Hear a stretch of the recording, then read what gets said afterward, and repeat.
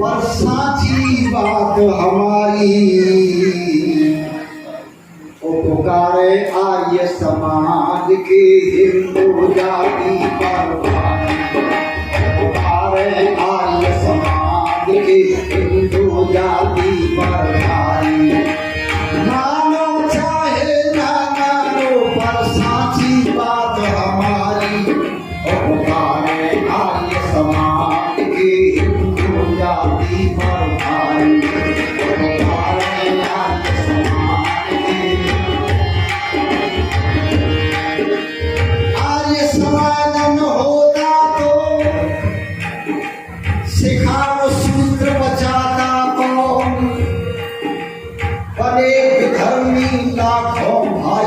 उनको गले लगाता कौन दूर पुजाली दगाबाजी के दिल को बहलाता कौन दूर पुजाली दगाबाजी के दिल को बहलाता कौन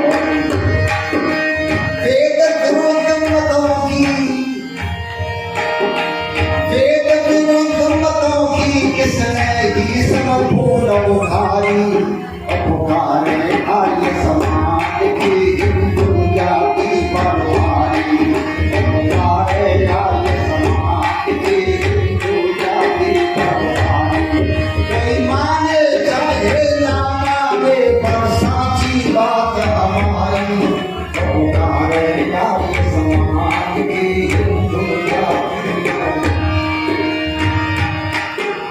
हैदराबाद के मंदिरों के लगे खुलाता कौन बंद पड़े झालर झंडे उनको फिर से बजवाता कौन उस नवाब की कूटनीति को नाकों चले चलाता कौन होती आर्य महिलाओं को आकर धीर बंधाता कौन रखी लाज मंदिर मूरत की जाने दुनिया सारी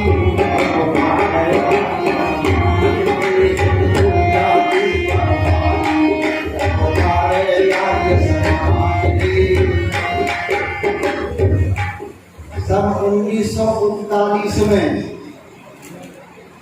अब सन 1900 हैदराबाद में नवाब ने मंदिरों के ताले लगा दिए। हैदराबाद में नवाब ने मंदिरों के ताले लगा दिए और कहा कोई हिंदू पूजा करने नहीं जाएगा,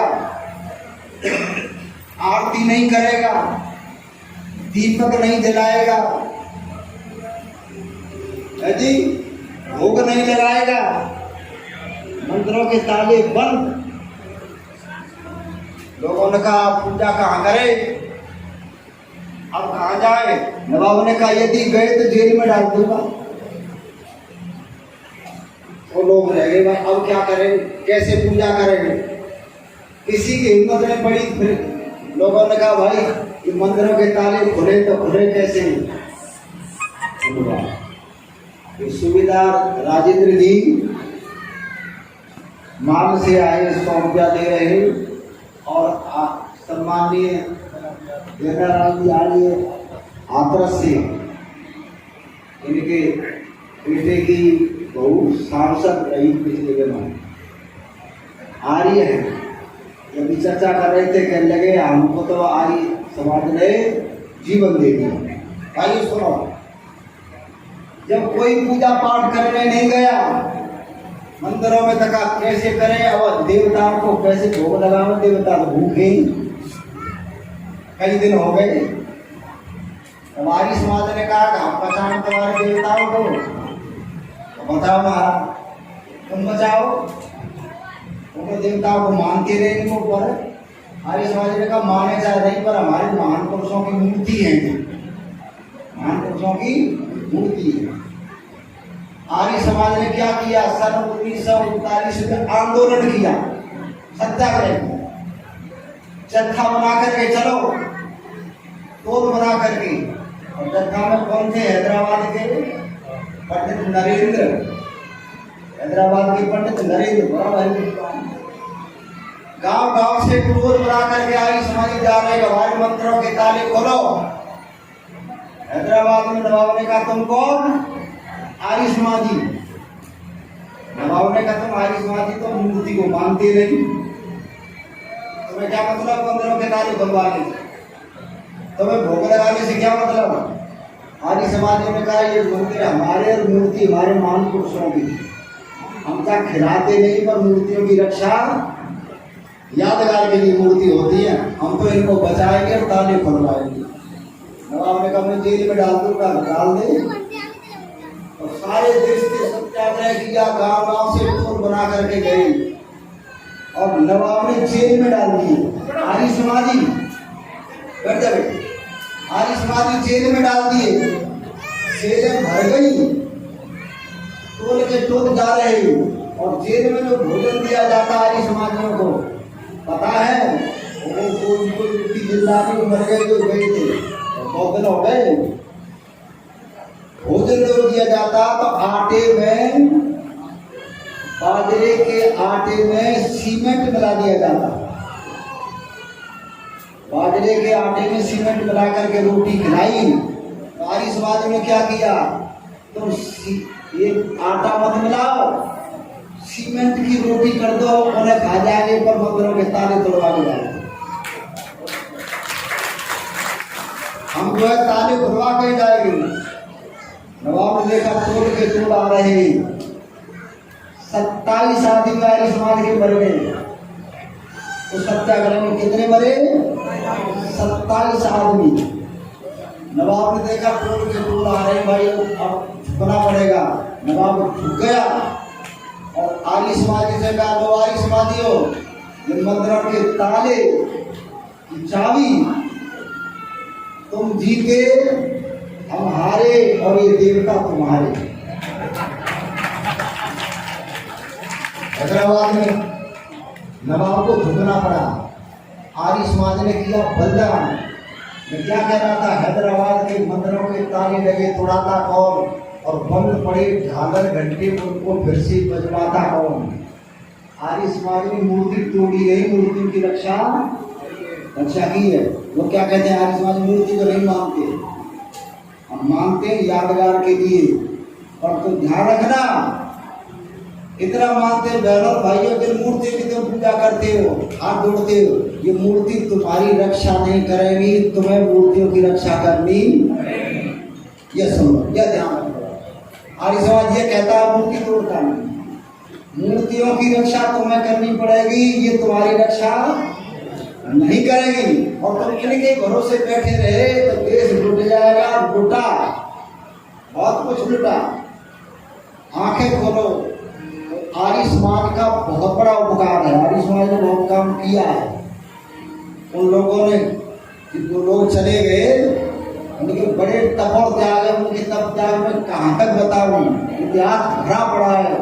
लोगों ने अपनी जान हथेली पर रख करके काम किया है।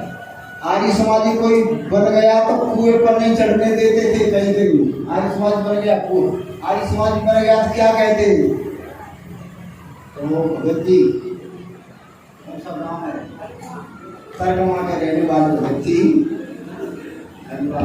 आचार्य ओम प्रकाश जी मान के 100 रुपया दे रहे सम्मान में, अकोला से आए, वो अकोला कारे के नगरा से, वहाँ के ओम प्रकाश जी थे, वो पढ़ते थे पहले, वो और पहले वृंदावन गुरुकुल से उन्होंने धन्यवाद। बहनों भाइयों को भी सुनो, बस समय नहीं है, हम आचार्य जी का सुनाएंगे, आचार्य जी को सुनाने की जरूरत है। हैदराबाद के ओम प्रकाश जी हरियाणा, ओम प्रकाश जी हरियाणा के रहने वाले, सतपाल जी नागलोक से आगे के रहने वाले, आप हमारे यहाँ नौ के पास रहते हैं। ये 100 रुपया दे रहे भाई सतपाल जी। लगे तोड़ाता बंद पड़े घंटे, उनको फिर से बजवाता कौन, उस नवाब की कूटनीति को नाकों चले चबाता कौन, रोती आर्य पहलाओं को आकर धीर बंधाता कौन, रखी लात मंदिर मूरत की, रखी लात मंदिर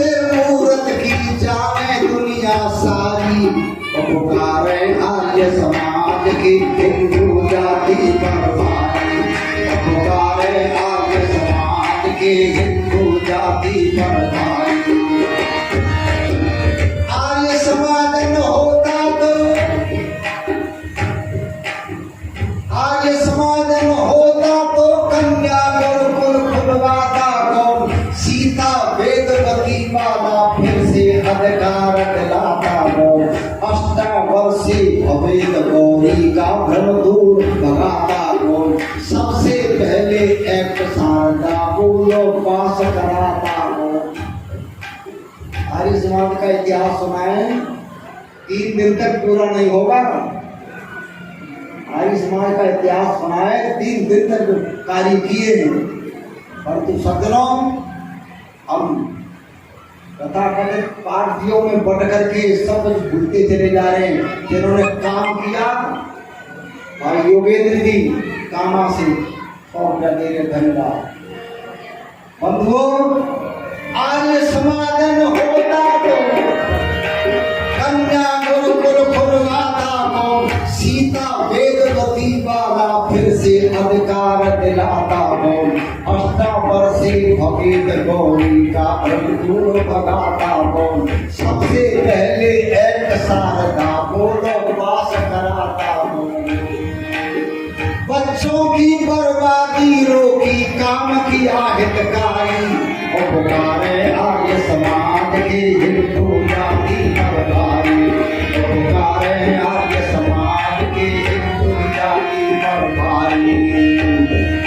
कोई माने चाहे ना माने पर साची बात हमारी, और पुकारे आर्य समाज के हिंदू जाति पर भारी, और पुकारे आर्य समाज के हिंदू जाति पर भारी। आर्य समाधान होता तो सिखाओ सूत्र बचाता कौन, आर्य समाधान होता तो ये छुआ छाप मिटाता कौन, पृथक हुआ मानव से मानव प्रेम सहित मिलवाता कौन, ऋषि मुनियों के युग की बोलो फिर से याद दिलाता कौन, बुझा हुआ कार्तिक सत्य का फिर से यहाँ दिलाता कौन। 2 विद्वान बहुत बड़े थे हमारे आर्य समाज के, उमर सुखलाल, एक मिनट की बात सुनो बस। उमर सुखलाल और उन्होंने पुस्तक श्रुति स्वरूप दी क्या, शिव कुमार शास्त्री और कुमार सुखलाल भगवान के चलते शिव कुमार शास्त्री MP रहे, और श्रुति स्वरूप की पुस्तक ली, बहुत बड़े विद्वान थे। दोनों एक कार्यक्रम में जा रहे, एक कार्यक्रम में जहाँ जा रहे थे वहाँ स्टेशन में जाके उतरे कुमार सुखलाल और शास्त्री शिव कुमार जी। तो जिस गांव में जाना था स्टेशन से, वो गांव 2 मील था, 2 मील, किलोमीटर तो ज्यादा, और 2 मील गांव था। बढ़िया कपड़े पहन रखे जाए, साधन कोई था नहीं, तांगा इत्यादि। एक आदमी अपनी सवारी लेने आया था वहां बैलगाड़ी लेकर के, उसकी सवारी आई नहीं, खाली जा रहा। इन्होंने कहा भाई कहाँ जा रहे हो, नाम बताओ, वहां जा रहा हूँ, हमें बिठा लीजिए भाई, बैठ जाओ।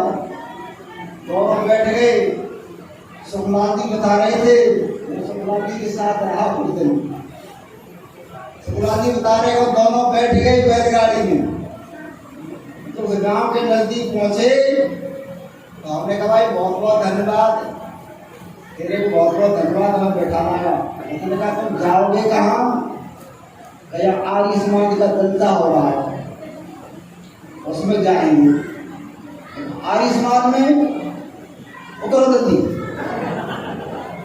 बैलगाड़ी में बैठे, बैलगाड़ी से उतार दिया तो, और क्या किया उसने, युवा था, बैलगाड़ी खड़ी करके बाल्टी से पानी खींच करके बैलगाड़ी धोई, और महारद्दी कपड़े उसके, हमारे कपड़े साफ। मैंने कहा भाई तोड़ हो रहा है, गाड़ी बिगड़ गई। तो कौन है? तो दलित परिवार से था, दलित परिवार से। उसकी गाड़ी में ये शास्त्री आचार्य बैठ गए, गाड़ी बिगड़ गई, गाड़ी धोई और वो आर्य समाजी को तो गाड़ी में नहीं उठा। और तो और वो लोग व्यक्ति जो जिसके कपड़े भारत थी, बिना पढ़ा लिखा, उसकी गाड़ी हमारे बैठने से बिगड़ गई, इतनी घृणा करते थे। आर्य समाजियों के सामने बड़े बड़े संकट आए। इस प्रचार कार्य में लोगों ने जो है वो जगाते रहे, संकट आते रहे, बड़े बड़े झगड़े होते रहे। मैं क्या कह रहा था, आर्य समाजन होता तो छुआ छाप मिटाता और पृथक हुआ मानव से मानव प्रेम सहित मिलवाता कौन? ऋषि मुनियों के योग की बोलो फिर से याद दिलाता कौन? आप दयानंद को याद करो, लोग भूल गए याद। और संतों के गीत गा रहे हैं और साधु संतों सन्यासियों के प्रचार कर रहे हैं, और लोगों जिन्होंने कुछ भी नहीं किया उनके गीत गाते और ऋषि दिलाने भारत को भूल गए, जिन्होंने इस देश में सुधार की नींव जलाई। सबसे पहले उस ऋषि के उन महान पुरुषों के उपकारों को बताने के लिए और सभ्यता संस्कृति बताने के लिए ये उत्सव होते ही, तो इसीलिए होते हैं। तुम अपने अतीत को याद करो और अपनी सभ्यता संस्कृति को भूलो मत भाई, तभी तुम्हारा कल्याण होगा।